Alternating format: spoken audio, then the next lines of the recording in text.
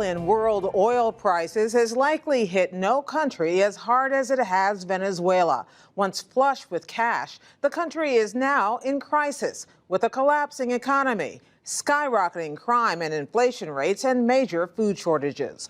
All this as the government of President Nicolas Maduro tries to maintain control. For more on this situation, we turn to Nicholas Casey of the New York Times, who is reporting tonight from Caracas. Thank you for joining us. So, Nicholas, give me a sense about how long this collapse is. It feels like a slow motion collapse. How long has it been going on, and what has caused it?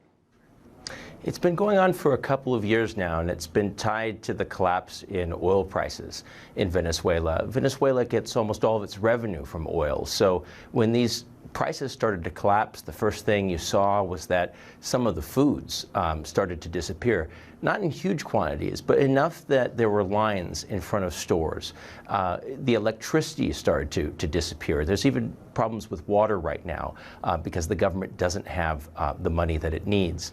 Now, what's happened with the food is that there has been so much which has gone at this point that people are starting to get hungry. And last week and the week before, we saw a wave of lootings of stores. People basically left these lines that they were gathered in and started to go directly into the stores, break down the doors, and take things that were inside.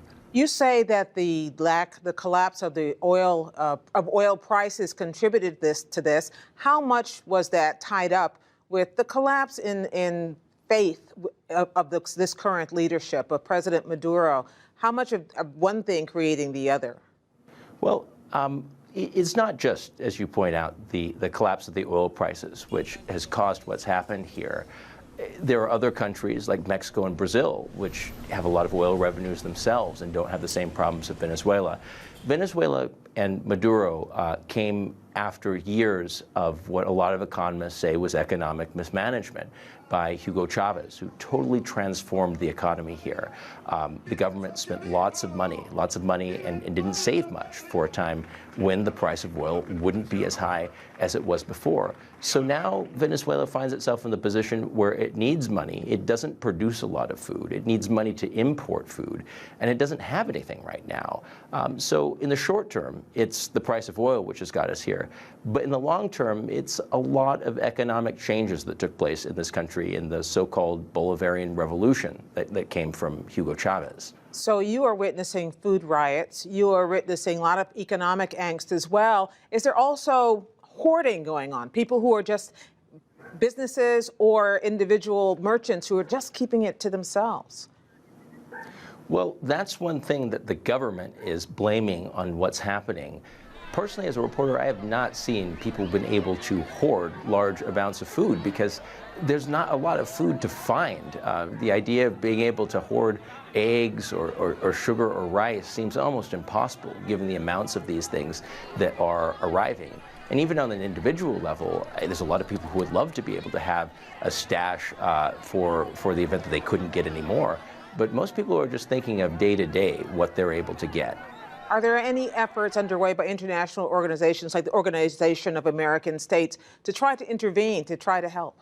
Well, yeah, the OAS is trying to put pressure now on Venezuela, and it's more political pressure right now. There is an effort underway to recall President Nicolas Maduro, largely because of all of these economic problems which the country is having. The government seems to be trying to slow the process down, or at least fight it. And what's happened now is that the Organization of American States is holding a special meeting this week to try to determine whether Venezuela is in violation of its democratic charter.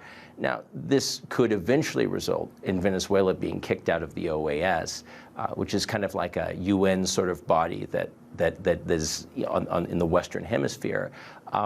This would be an embarrassment for Venezuela. But in terms of changing the situation with how much food is here, that doesn't get Venezuelans very far. They're not going to see suddenly their eggs and rice on the shelves because of the political pressure that's going on against Venezuela from the international community. You wrote one of your stories that eggs used to be used for celebrations, but now an egg is like gold. Nicholas Casey of the New York Times, thank you for your reporting from Caracas. Thanks for having me.